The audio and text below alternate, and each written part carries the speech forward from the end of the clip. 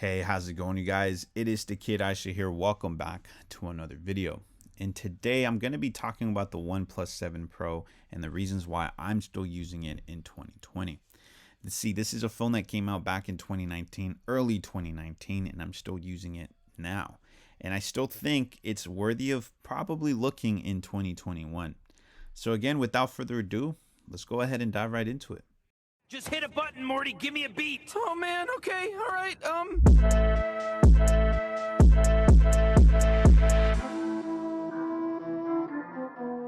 Now, the first thing I want to go ahead and talk about is the design. The design on the OnePlus 7 Pro is pretty special. It has a curved display with a curved back, which meets in the middle of the actual frame, metal frame to say the least. And it has these nice tactile firm buttons. Your power button, which lives on the right hand side, the mute slider, which lives above the power button, and the volume rocker, which lives on the left hand side. At the bottom, you are going to be welcomed with a Type-C port, microphone, SIM tray, and a speaker grill. At the top, you are going to be welcomed with a hidden camera, microphone. At the back, a triple camera setup, which are very useful, LED flash with some OnePlus logos, and the fronts, which is that notchless, punch holeless display. And right above the display, at the very thin bezel at the top, lives a speaker grill, which doubles as your earpiece and another speaker. There is a few drawbacks, right? Again, no water resistance, and on top of that, the curved display can cause accidental touches and unnecessary glares. But that's really about it. And the whole water resistant thing, even though it's not IP certified, OnePlus just decided to add rubber seals to the phone, proper rubber seals, to make sure that this phone is water resistant. In fact, OnePlus, when they first announced this phone, they advertised it as a phone that can go into water. But again, that's just for more accidental things, not to go swimming with it. So enough about the design. Let's go ahead and talk about that display. Now, that display is really where it's at. It's this big 6.7-inch notchless, punch holeless, near bezel-less display. That's an OLED panel, Quad HD resolution, and a 90 Hz refresh. Meaning when you're using this phone, everything feels so fluid, going around the UI and all that stuff. Just feels amazing. And to top it all off, it's paired up with these stereo speakers that gives you Dolby Atmos. It just makes the phone have this nice entertainment aspect towards it. So overall, watching movies, looking at videos on YouTube, whatever the case may be on this phone, you will not be disappointed. So that definitely, in my opinion, takes a lot of that experience. So moving on though, we have to talk about the software. Currently, this phone is running on Android 10 with Oxygen OS on top of it. Now, Oxygen OS is OnePlus' own version of Android, if you will. And all it really does is they just kind of add a few things on top of Android. So nothing too extravagant here, but the software itself is, again, really, really fast and optimized. And I think that's what makes this software so special, is that OnePlus has really gotten it down when it comes down to optimizing their software with their hardware. So nevertheless, OnePlus isn't perfect. There is certain things that I kind of wish they would add, but overall, the experience of using OnePlus software on here is, again, unique and very nice. Being able to customize your phone right out of the box is also a nice experience. And again, just to top it all off, that 90 Hz refresh rate paired up with that notchless big display just makes the software really shine here. And talking about software, I don't necessarily see a lot of crashes on this phone. It's actually, for its age, 1-year-old, almost 2-year-old Android phone, it's still running like a champ. So the software itself is, again, very special here in my opinion, and I think it deserves all the rave that it has. OnePlus has done an amazing job here. Now, what really makes the software shine though, we cannot sway around the fact that it's thanks to that hardware as well.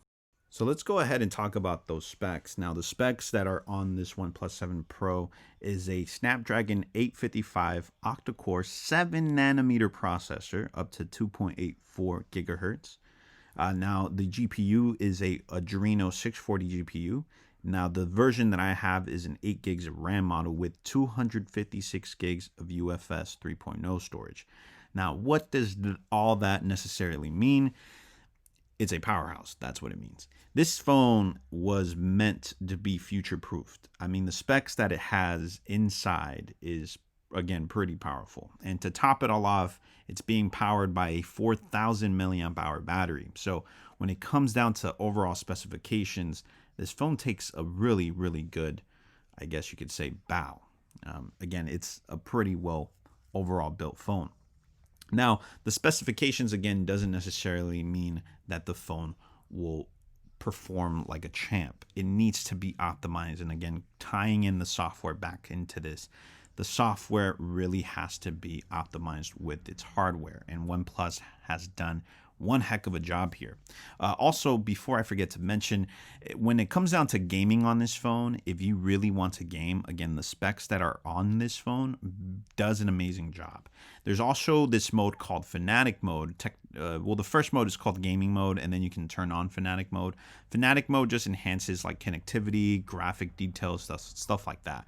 But overall, this phone has a mode that enhances gaming, which will focus the CPU and GPU solely to that game, which overall makes the experience of playing games on here even better. So for example, PUBG Mobile on this thing is like no other. I'm able to max it out in settings, like the graphic settings, the frame rates and all that stuff. It does an amazing job. So when it comes down to gaming performance, I don't have really no complaints here with the OnePlus 7 Pro.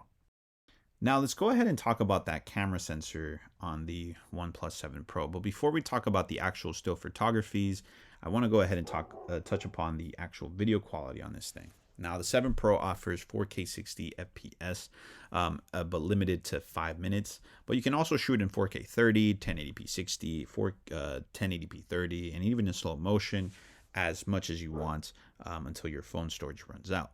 But the quality overall on the 7 Pro's video camcorder, I think, can definitely do a better job, but it's still very shareable. I think it's still very usable. It's very ironic for me to say that because I thought the OnePlus 6 had a better camcorder, but again, I guess OnePlus did not improve on that. I don't know. I don't know what they did wrong here, but the video is just a little bit too saturated for my liking. I think it can definitely tone it down a little bit. Now, it has been found that OnePlus uses this particular codec to kind of enhance the colors of the video, but you can technically export the video and use a different codec so you can actually get the more natural colors. And I think Michael Fisher from Mr. Mobile and a buddy of his were able to find that out. So that is really cool to know, and kind of cool that OnePlus can technically fix that with a software update, but I haven't seen one yet, so that is that. Now, the sound quality that you get out of the video is also pretty good. For example, there's this video clip here.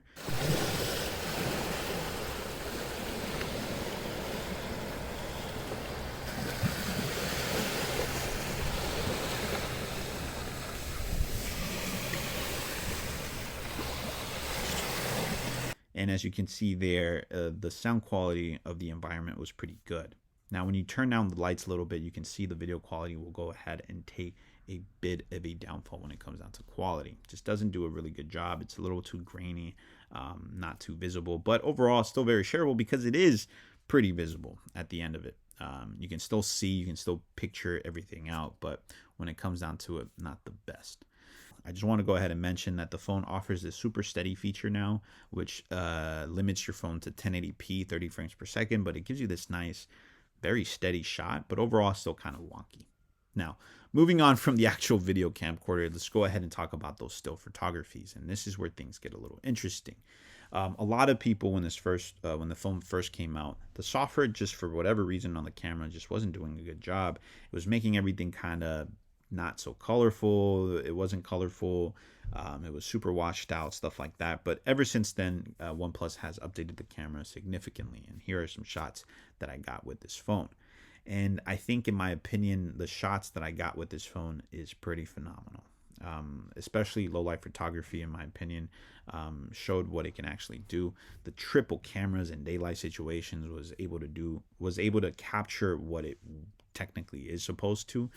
You were able to see exactly the good quality picture that you get out of it too. So again, OnePlus has definitely stepped it up a notch, in my opinion. I think they've done a really good job with these 3 cameras, and I think they're just improving it over year over year over year. Now, another cool thing that the 7 Pro offers is that Pro mode. Now, that Pro mode gives you the opportunity to really play around with your settings, and I was able to capture, you know, night shots before they were even a thing, or astrophotography before it was a thing.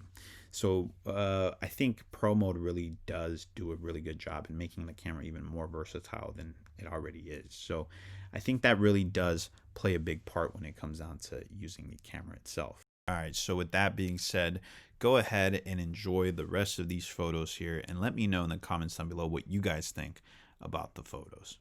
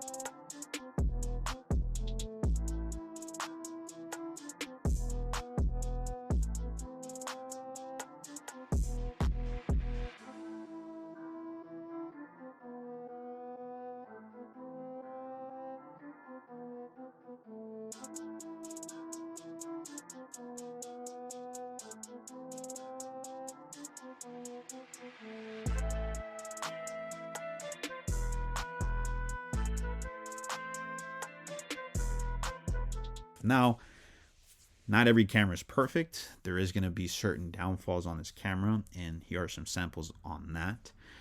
So you can see that, again, not a perfect camera. You are going to have some shots where you're going to despise the camera. You're going to be like, I can't believe this came out of here. But it's a mobile camera. You still can't expect it to be a DSLR quality or anything like that. But overall, still pretty good.